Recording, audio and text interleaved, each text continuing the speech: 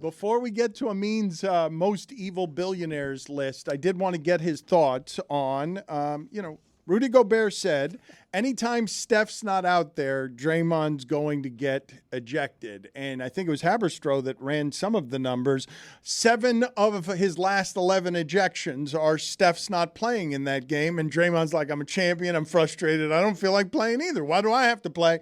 And he might just be getting ejected because the games don't matter if Steph's not there. And that team has done plenty of winning.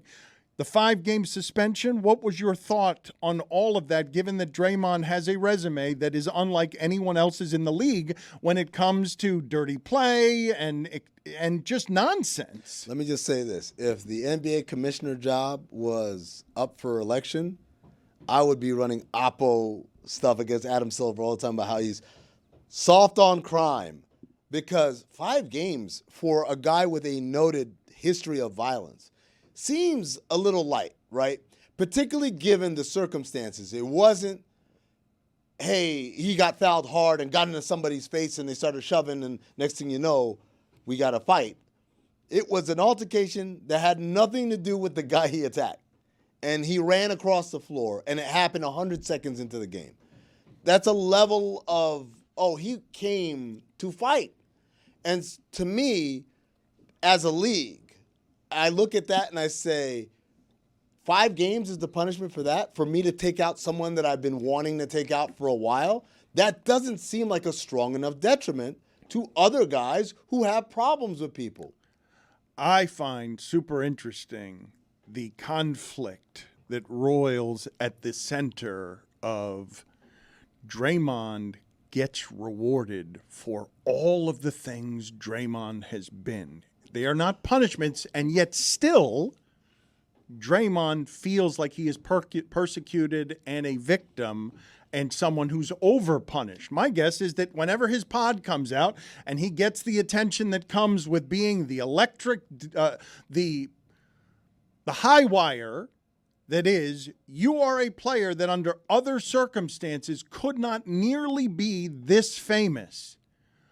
But you are rewarded for being how you are at every turn, with contract, with champion, with the team was given to you, with you have earned your ego as a defensive player, but yet gets to play the victim as well, persecuted by the league. He gets rewarded for one word that you said out of all those words, champion, because he wins. If he played for the Detroit Pistons for the last decade of his career, basically, we wouldn't talk about him like this. Now, maybe the Pistons would be a lot better team, but the reality is, when you do this, yes, you get carte blanche. Freaking Dennis Rodman goes to North Korea and says, hey, Kim, not such a bad guy. And we don't persecute him or whatever. We're like, that's just Dennis being Dennis. Dennis can't do that without 5 rings. If Kenneth Faried did what Dennis Rodman did, he'd be vilified. What I'm asking you, I guess, is how does punishment become deterrent if you keep getting rewarded for things? You get 5 games and $700,000 in fines. That is a deterrent for most people on earth, but Draymond can just manufacture it into more money. Like Draymond can lose the money over here and make it over here by just talking and controlling all his own media rights. Well, that's someone who figured out how to game the system, how to turn negatives into positives. Theoretically, everyone could do that. You could start your own podcast, Kenneth Faried, because I just brought up his name, and do all those things. But the reality is, no, because Draymond has a personality and is not afraid to share, and so he's able to capitalize on that. I don't think it's a case of he's being rewarded. I think it's a case of someone finding the off-ramp for the punishment. My saying that he's being rewarded is you cannot dispute, if you're listening to this, that all the things that Draymond Green has been in his career, controversial, flammable, everything else, has resulted in Draymond Green getting all of the treasures that sports fame can provide. No, it's not all the bad things he's done. It's all the good things. It's all the winning he's done that's led to that. What he's done is when the bad things happen, he makes lemonade out of those lemons. He's not being rewarded for the bad behavior, Dan.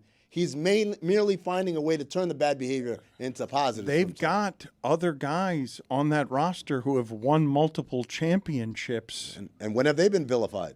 No, but they're not getting these rewards. It's not They're just not. because Draymond Green wins. It's because Draymond Green wins and he's not as cuddly as the other guys on that team. The other guys on that team make the Apple documentary that's super boring, that Steph Curry's more excellent at what he does than anybody is, but he's not as interesting as Draymond.